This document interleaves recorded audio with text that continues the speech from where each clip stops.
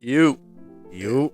So yeah, I played Wolf Team. It's one of my favorite games growing up. Okay. Got into PC gaming really early on. It's like think of like Counter Strike, except instead of having a knife, you turn into a wolf, and which sounds it sounds ridiculous. All right, it sounds bad, but I promise it's a good game. What an incredible substitution. Yeah, man. It's the knife was it's too old. We had to reinvent the wheel a little bit. Yeah, so you didn't think about gun? Just Nah. Oh, all right. Nah, Hands. I think yeah, just pause. Wolf hands. Okay. Bro, What's the game called?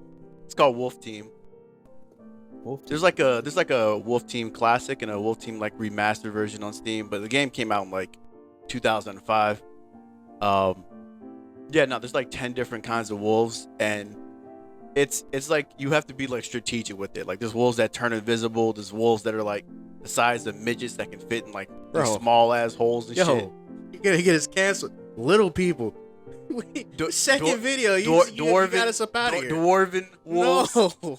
height challenge wolves, They're whatever, just whatever people. you want to They're call it, just all right? people. Wolf Say- Juniors. Wolf Juniors, all right, whatever. They're like little. Little Cell Juniors. They're like think of like a roly poly, except make it a little bit bigger. It's like that. So it's a weird wolf. I mean, they got tank ones, whatever. I mean, so they have different kinds of wolves, and yeah, I don't know. It's I would play ranked with a bunch of people, just randoms, and we were in this clan. Actually, it was called a pride, right? Oh, They didn't have clans. No. They didn't have guilds. They had prides, No. right? So I was in this pride. It's Wolf Unlimited, all right? We are one. Yeah. Listen, yeah. Nah, you got your pack leader and everything in front of the show.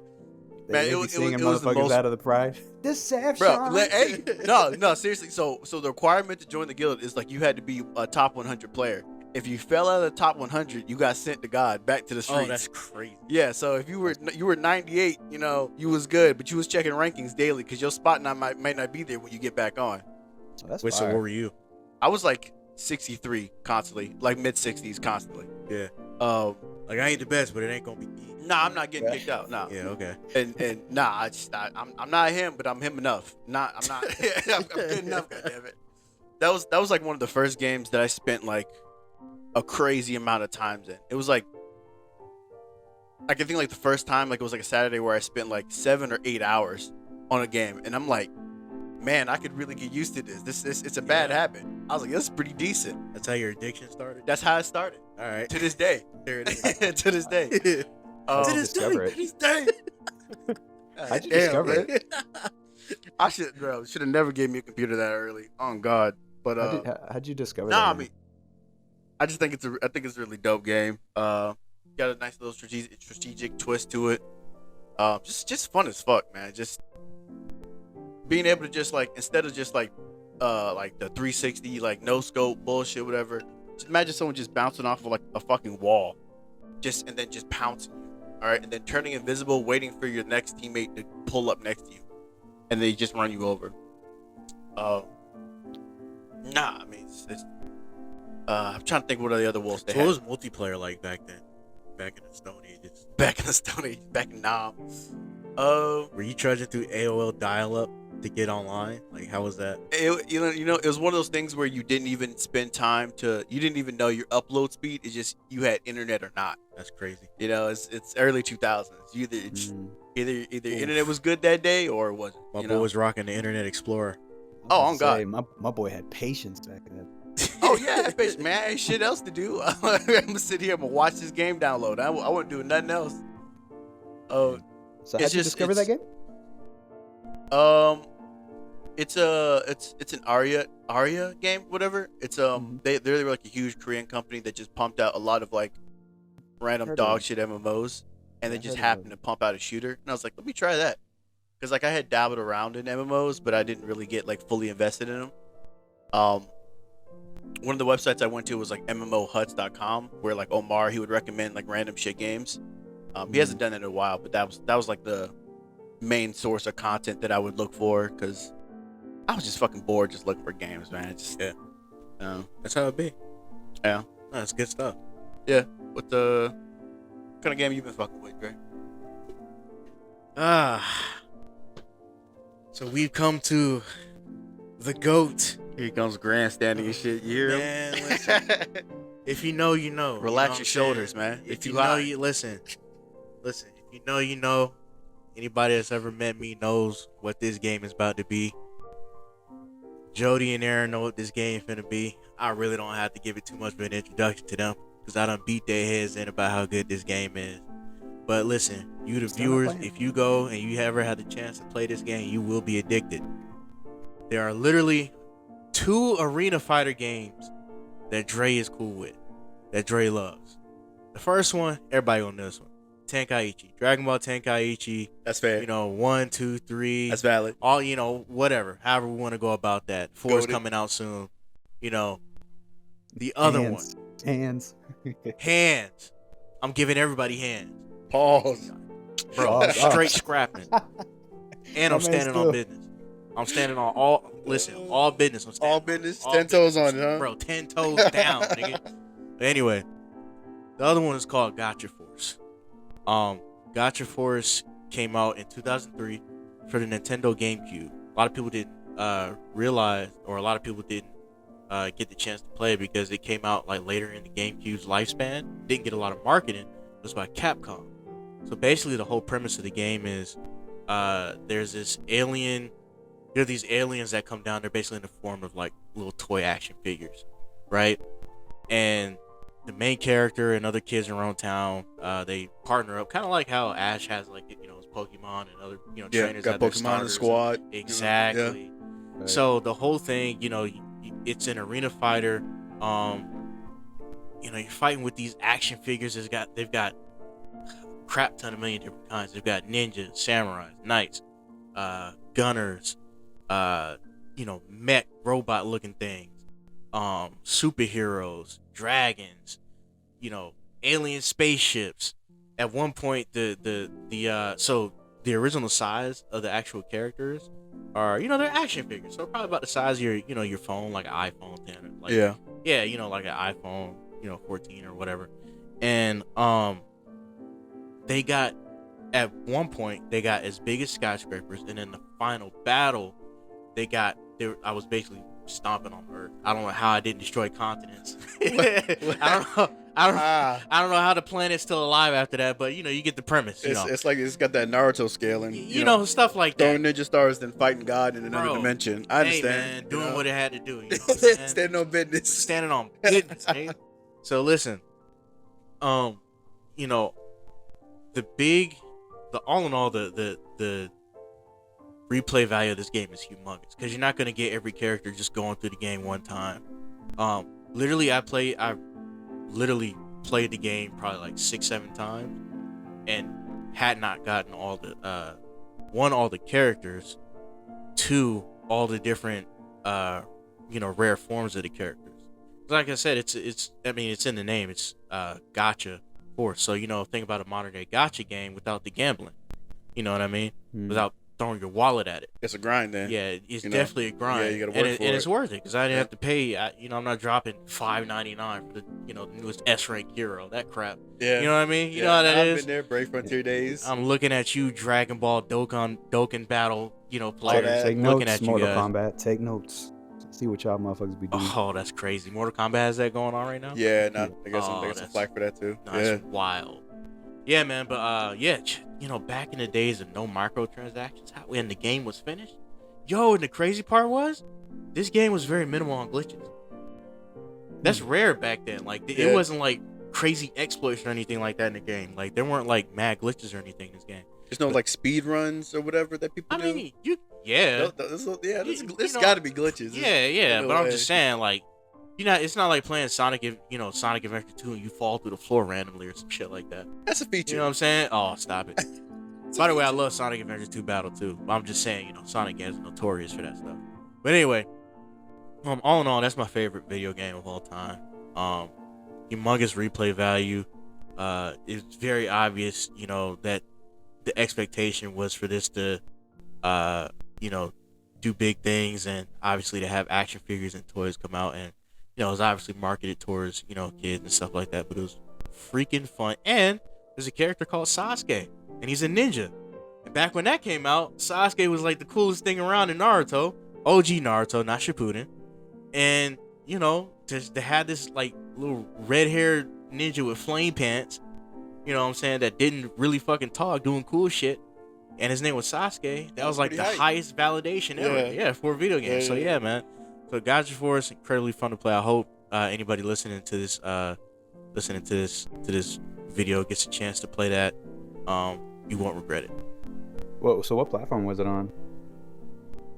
That was GameCube, my boy. It's at the very end of its lifetime, so Yeah, at Yeah. the very If anybody's like looking it up or whatever, like if you still have a GameCube, like hold on to that shit, man. Like, yeah, man. nah, yeah, I mean they're gonna get GameCube and they have to drop, you know. By the way, if you were to try to buy like a disc copy of that, the cheapest you're gonna find is like $350 for that game.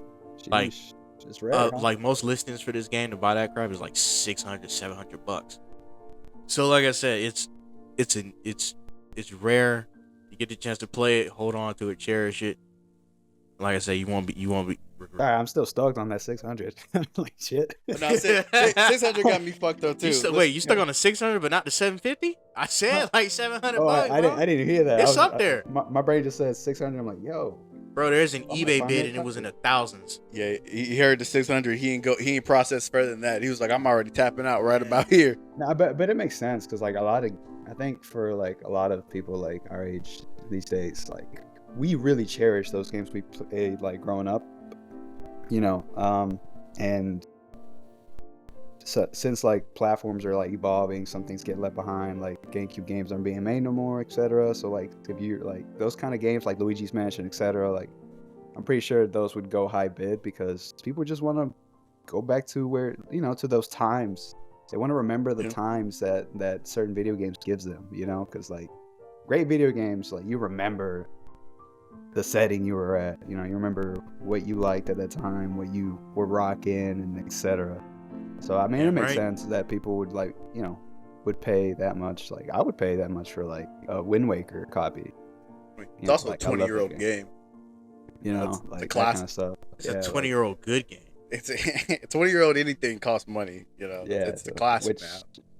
Which like brings me to like my favorite game because if I stuck to the nostalgic stuff, I would have went with Kingdom Hearts 2 because like that game. I thought about it. Oh my god. I thought about it, dude. I didn't want to do Kingdom Hearts 2 because I had a feeling that y'all would. Oh my god. No, but here's the thing though. Like I'm gonna save that for another video. I already called it, so y'all motherfuckers can't take it. That's crazy. Talk but about the, it. The reason why I'm not picking that is because I believe certain video games come into your life for like at certain levels, you know, like your certain ages, and like Kingdom Hearts 2 was a really great game from my childhood that I will always cherish, you know, mostly because of the fucking opening. Like that's just it's lovely. Hey, stop. Yeah. We're all gonna shed I'm tears. gonna cry. Stop. All right, No, but stop. I'm tearing the up game right I now, wanna- bro. Stop it. it's all right. It's all right. We're not talking about it. We passed. So my past lip that. quivering. All right, you stop that. The motherfucker's like, Listen, everybody in the comments, how dare you, Jody? no, hey, How in for dare the- you, tune Jody in for Cruz? tune in for the second part of this series, and you know I'll go into depth about it, why I loved about it and all the crazy stuff on it. But the game I really want to talk about is really Persona 5, the Royal Edition. That game, I am Valid. very, very impressed by its execution. You can tell a lot of love went into that game, from the appearance, the style, the music, the soundtrack. It's like one of the best I've ever heard in a video game, and I will say that Persona 5 is the most stylish game out there. Like, and that's just in my opinion. Like I've never seen anything be so stylish. It's like somebody just like, it's like the creators were like, hey, this part right here, it's not stylish enough. Let's add more stuff to it. Let's add more pizzazz. But the reason why I really want to talk about Persona 5 is because I think as a young adult, you know, life kind of comes in waves and you're trying to figure stuff out and you're trying to like manage your time. Like Persona 5 really puts into perspective how much can be done in a day. Because it is an RPG, which is like turn-based, with, you know, which a lot of people would kind of like be turned off by, but it's really the story and all of the different mechanics. Like you start off as a character that was framed for something that he didn't do, and you know, if you're a fan of the Persona, you already know the shebang. But for somebody who doesn't know, is Spoil it. this guy, he was Spoil it. trained for something he didn't do. I mean, it's not a spoiler. It's just like I'm pretty much giving you like what the game like description would be about if you saw it on PlayStation Play or okay. whatever. So it's just this guy who was framed for something he didn't do. He had to move away, and he finds this power of Persona, which is pretty much like the power within human beings, right? Because every human being like has strong will if they tap into it. And By the he way, has the a- Persona 5 personas look cool as hell. Say what? I said, by the way, the Persona 5 personas look cool as hell. Oh man, they really They immaculate. snapped with, like, all on the designs. Yeah, they did. I'm telling you, like the design is crazy, but yeah, it's pretty much short little description of it. This character finds the power within to like change the things around him, and well, not even change, but improve and enhance the relationships around him. But like the cool thing about the game that makes it dope is that the relationships you cultivate actually impact your fighting style. They impact your powers. So the more time you spend with people, like the more powerful you become, the more access you have to things. Like, but the cool thing about it is like you have to manage those times because you can't just like talk to every single person. You got to pick who to talk to. Like some relationships will falter, some relationships will get better. But it's like that detail of how life can really be. And that's why I really love and respect and really appreciate the hell out of this game, because I just want really, everybody listening to hear how George sounds very insightful. It's all fun and games until he maxes your relationship out, and he's like, "Nah, I'm done with you."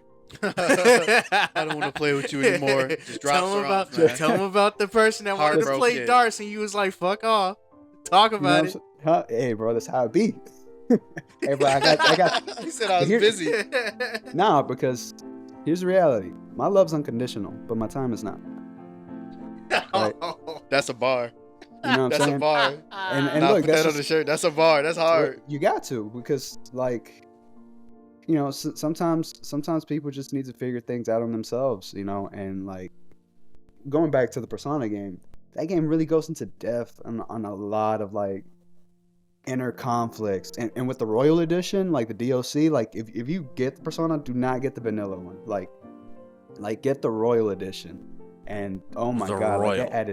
they added so much more to the story, and like how everything kind of goes around, and then like it pretty much centers around the idea of free will and inner strength.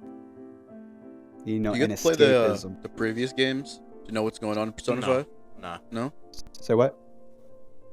So do you have to play the other games?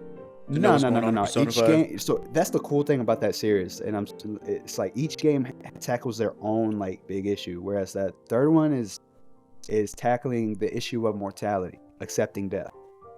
The fourth one is more so about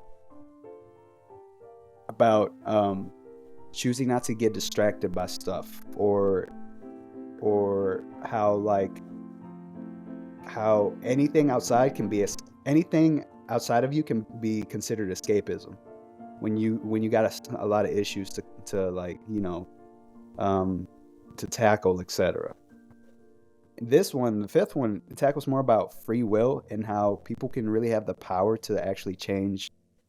Not change. I hate saying the word change, but it just comes up a lot. But like improve who they are, improve the relationships around them. Like there's a way to improve certain stuff. It might not be the way you want to.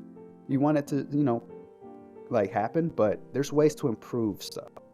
And the idea of like, well, what if somebody does it for me and I don't have to deal with this pain? What if everything was fine? What if life was good? What if everything was just always great and light? But then you would not be able to appreciate those things. You would not be able to actually understand that those things are great without having those dark days, without knowing that conflict and hurt and pain is necessary for you to actually understand what is great for you and what is not good for you. You know what I mean? It's like the Buddhists say, like, life is suffering. You know, it's like you gotta have like things can't always be good, and like just that idea that you know, and I'm talking to like myself, how like things can just feel so unjust and unfair, and it makes you feel like it's not your fault. It makes you feel like, you know what, I would rather not feel anything and just be good all the time. But that idea, it's not real. But a lot of people try to make it real with outside substances, external factors, you know, addictions, you know, pity, whatever. And it just tackles those issues in such a well woven way. Like, it's just, it's immaculate, honestly. It's like, it's a top tier game. And if you don't like RPGs, like, just give this one a chance. Like, you'll fall in love with the stories, the characters, the soundtrack, like everything about this game. The doctor lady. It's a masterpiece. It's everything about it is a masterpiece. And if you're wise enough, you'll realize, and this is the last thing I'll say about this. No, If you're wise enough, no, I know you heard that. No. it's the last thing I'll say. This is the last thing I'll say. If you're wise enough, you'll sit down once the game's over and say, damn, I need to take care of myself the way I've been taking care of this motherfucker.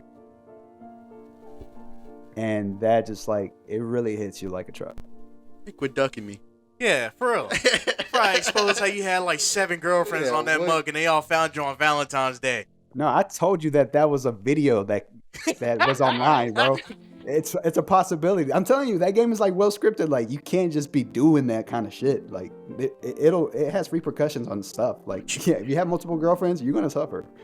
I'm telling you. What they gonna do? Oh, I think they beat your ass.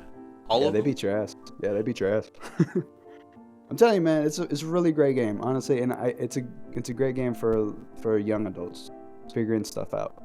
If you're a gamer and you're trying to figure stuff out, you know, probably fresh out of high school, etc., play that game, you know, and feel free to reach out to Lazy A Podcast, you know, drop comments, you know, and I love talking about that game and how tell us your story. Facts. Yeah. Mm-hmm. Well, I think that wraps us. I think that wraps, you know, everything up. You guys have anything else to say? Play Persona 5 Royal, god damn it. Facts. It's a great game. Yep. Gonna go pirate it right after. No, that's crazy. Hey, listen, we don't. I mean, get a backup. Get a legal don't backup. Support that. Stop. Anyway, hey, go play all 3 of the games. Stop that it. we Get suggested. some help. Let us know in the comments what your favorite game of all time is, and if it's one of the games that we mentioned. Definitely want to hear if you have another Persona game, because 1 through 4 is pretty good too. But yeah, let us know. Check you guys out later. Lazy A Podcast out.